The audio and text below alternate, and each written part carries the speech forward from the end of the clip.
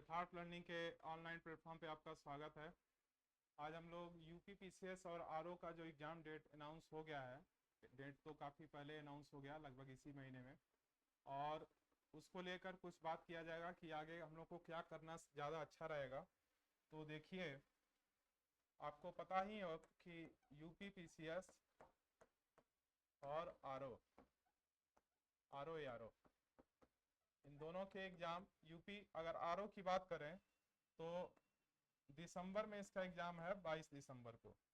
22 दिसंबर को इसका एग्ज़ाम है और यूपी पीसीएस का है 27 अक्टूबर को।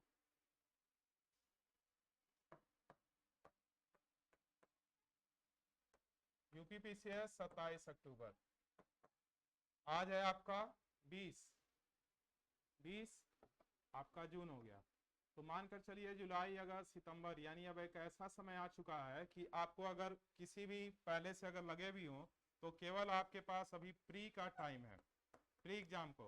और मेरे हिसाब से जुलाई से सितंबर तक आपको केवल प्रैक्टिस सेट लगाना चाहिए, और प्रैक्टिस सेट के साथ साथ बस वही प्रश्न को तैयार करते रहना चाहिए जो प्रैक्टिस सेट में फंसे, और पहले से जो हमारा चीज तैयार है, जो हमारे पास पहले से है। जिस बच्चे का पहले से कुछ भी तैयार ही नहीं है तो वो तो इस एग्जाम के लिए क्या करे, जो उसका सिलेबस है पढ़ने का प्रयास करे, उनके लिए स्पेस ज्यादा है नहीं।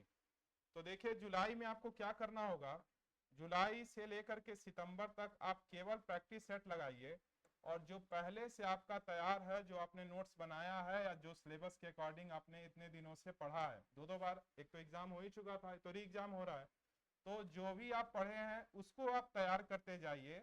प्लस जब सेट लगाएंगे तो बहुत से क्वेश्चन नए नए निकलते जाएंगे आपको, तो जब नए नए क्वेश्चन मिलेंगे तो उसका आंसर करते जाइए एक नई कॉपी में, कि ये मेरा नया क्वेश्चन मिल रहा है, नया चैलेंज मिल रहा है, ये नई चीजें हैं। ज्यादा उसमें भटकना नहीं है, बस उसके आंसर को कंप्लीट करते जाना है।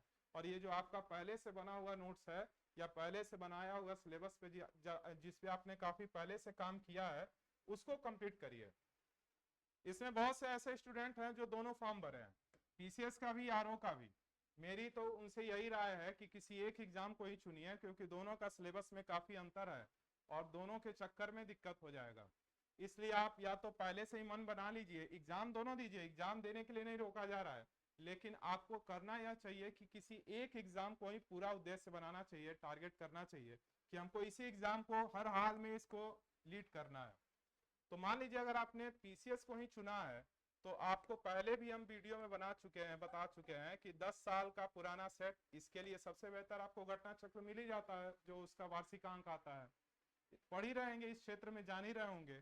और दूसरा क्या करेंगे कि हर सब्जेक्ट के जो डिटेल बुक है उसको कंप्लीट करते जाएंगे। दूसरी चीज फिर वही बात कि जुलाई से लेकर 1 जुलाई से स्टार्ट कर दीजिए कि डेली एक सेट, जुलाई में अगस्त में एक एक सेट, और सितंबर में हो सके तो एक सुबह और एक शाम को 2 सेट लगाइए। सेट में क्या करेंगे, फिर से बोल रहे हैं कि जो क्वेश्चन फंसेगा उसको अलग नोट्स बनाएंगे, और जो पहले से लेसन तैयार है सेट लगा लेने के बाद जो आपके पास टाइम बचेगा उसको पढ़ लिया करिए। अगर हम बात करें आरओ की बच्चों की, तो अगर बच्चा जो आरओ की तैयारी के लिए लगा हुआ है, तो उसको पता ही है कि 140 का सिलेबस वही है, जीएस जो आपका आएगा और 60 हिंदी आएगा। तो हिंदी के लिए जो आपके 6 ही सेक्टर हैं, उस 6 सेक्टर को जितनी ज्यादा हो सके डाटा स्टोर करते जाइए, इकट्ठा करते जाइए। जितनी किताब मिले इन 6 लेसन को सबको लगा जाइए, लेकिन घटना चक्र का हिंदी जरूर पढ़ लीजिएगा। जो आयोग के अपने प्रश्न है उससे उसको जानने के बाद ऐसा ना हो कि आयोग के प्रश्न को जाने ही नहीं और बाकी चीजों को देख लें। एक आता है आदित्य भवन पब्लिकेशन, वो बहुत अच्छी बुक है, तो इसको आप कंप्लीट कर लीजिए। हिंदी को मन भर पढ़िए, और 140 जीएस में आपको पहले भी बताया गया, आज भी कह रहे हैं कि उसमें करंट का रोल बहुत अच्छा खासा रहेगा। करंट तो दोनों में रहेंगे, प्री में, इसमें भी और इसमें भी। और करंट के अलावा आपको जनगणना, उत्तर प्रदेश से संबंधित जितने भी न्यूज हैं उसको देख लेना है, और जितने सब्जेक्टिव बेसिक चीजें हैं उसको पढ़ लेना है।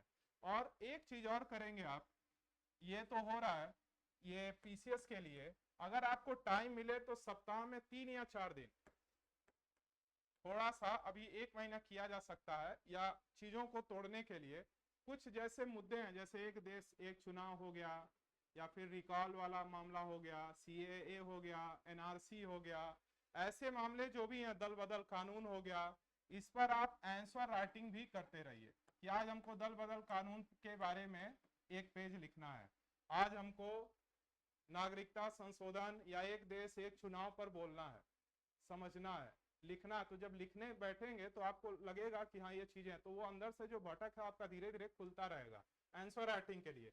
क्योंकि अगर प्री आपका निकलता है तो इतना स्पेस नहीं रहेगा कि अगर आप पहले से परिपक्व न हुए हों तो वहां आप मेंटेन नहीं कर पाएंगे अचानक से।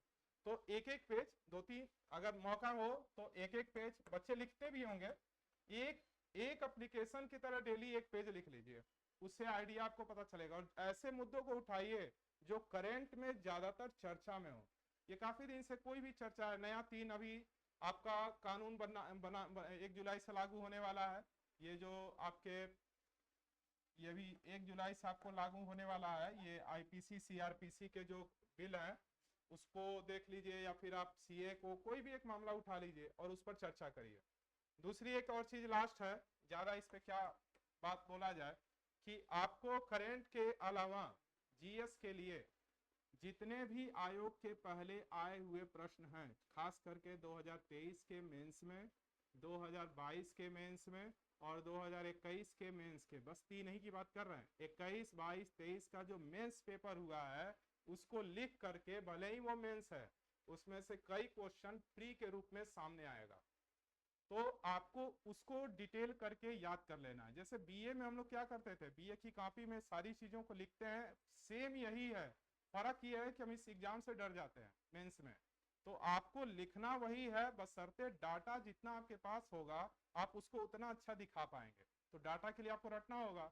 तो आपको करना क्या है कि 2021, 22, 23 को बेस बनाते हुए इस एग्जाम की तैयारी करिए। और इसमें एक और चीज है कि यूपी जो स्पेशल जोड़ दिया गया है ये इसको और ज्यादा बढ़ा देता है। प्री में तो है ही, यूपी से पूछे ही जाते हैं, मेंस में अब तो 2 सब्जेक्ट ही हैं इसके, यूपी फर्स्ट और सेकंड, तो उसको आपको कंप्लीट करना ही करना है। तो यूपी स्पेशल के लिए भी आपको पूरे जमीनी स्तर पे, अगर ये जिला है तो यहाँ भौगोलिक सी कौन सी चीजें, अगर किसी भी एक शहर को उठा लीजिए, जैसे गोरखपुर है तो गोरखपुर का इतिहास क्या रहा है, यहाँ की भौगोलिक संरचना क्या रही है, किन राज्यों या किन देशों से इसका लगाव हुआ है, यहाँ पूरे प्रदेश में बारिश होती है तो इसका कारण क्या है, कौन कौन सी फसलें होती हैं, कौन सी जलवायु है, हर तरह से आपको लिंक करना होगा। और जब ये पूरे प्रदेश को लिंक करेंगे, अब एक शहर में कितनी चीजें आ जा रही हैं, इसका इतिहास क्या है, कौन कौन से पहले चौरी चौरा कांड हुआ तो क्या हुआ, गांधी जी आए थे तब क्या हुआ था, यहाँ से कौन कौन लेखक सामने आए हैं, आपका ये कल्याण पत्रिका जो है, बहुत सी चीजें धीरे धीरे जो निकलती है, एक शहर आपको इतनी चीजें दे रहा है तो आपको पूरे प्रदेश को जानना है। तो लास्ट में एक चीज और है कि इतनी सब चीजों को कंप्लीट करने के लिए आपको 8 से 7 घंटा तो देना ही होगा, वरना मुश्किल होगा। कितना भी कह दें कि 3-4 घंटे या 4 घंटे, 3-4 घंटे अगर आप देते हैं तो सामने वाला 10-12 घंटा देने को तैयार है। तो ऐसे ही आप समझ सकते हैं सीटें लिमिटेड हैं, अभी तो हो सके कुछ सीटें बढ़े, लेकिन फिलहाल जो सीटें हैं उसी पे आपको फाइट करना होगा। ठीक है, तैयारी करिए आप।